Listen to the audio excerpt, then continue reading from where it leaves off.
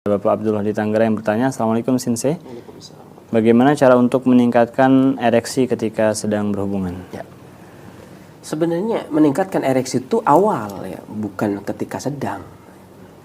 Kalau awalnya naik turun, lakukan ya di pertengahan juga turun gitu kan.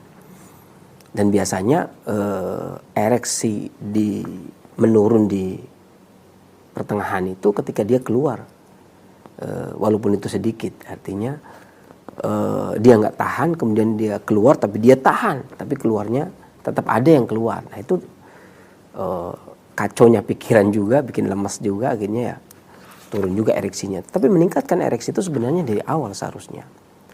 Alat kelamin pria, agak vulgar sedikit, alat kelamin pria ini terdiri dari otot dan tendon. Artinya dia yang menguatkan ereksinya, yang menaikkan dan menurunkannya dia itu otot dan tendon. Ya. Di mana otot dan tendon ini menguat dan tidaknya berdasarkan darah dan energi vital yang masuk ke dalamnya. Tidak ada darah yang didorong oleh energi vital masuk ke dalamnya, maka mustahil dia akan menjadi naik. Siapa yang mengeluarkan darah di sana? Hati, kabid, tempat menyimpan darah dia akan mengeluarkan.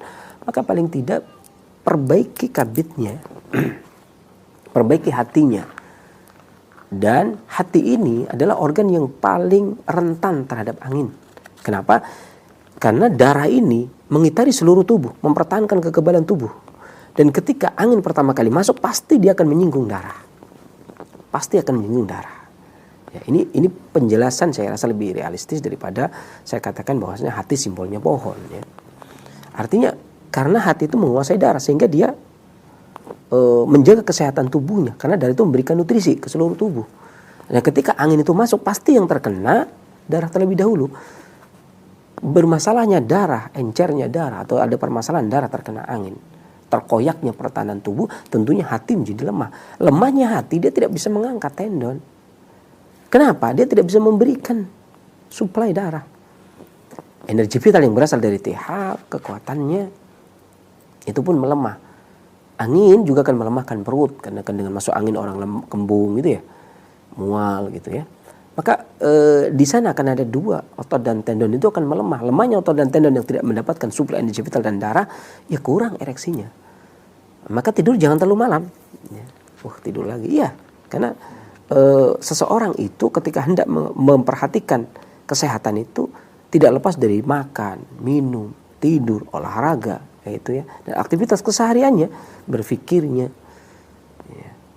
Kekurangan satu maka memberikan dampak pada yang lainnya. Bagaimana mungkin ketika produksi darah berkurang kemudian ereksinya akan kuat?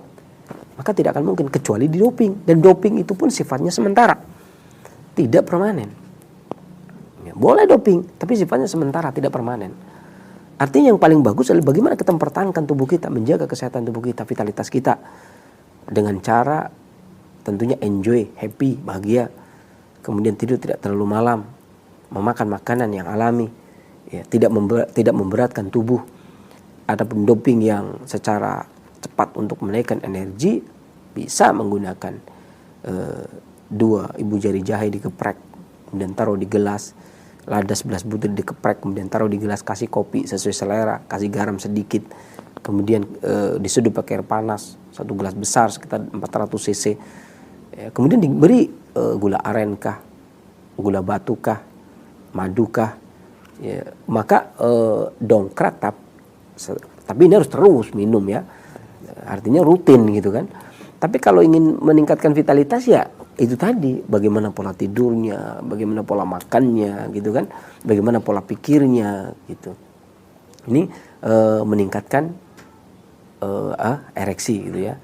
Dan permasalahan meningkatnya ereksi ini antara satu orang dengan lainnya tentu berbeda, dan jarang sekali ada orang yang di pertengahan jalan dia itu melemah kecuali memang ada permasalahan yang serius pada dirinya.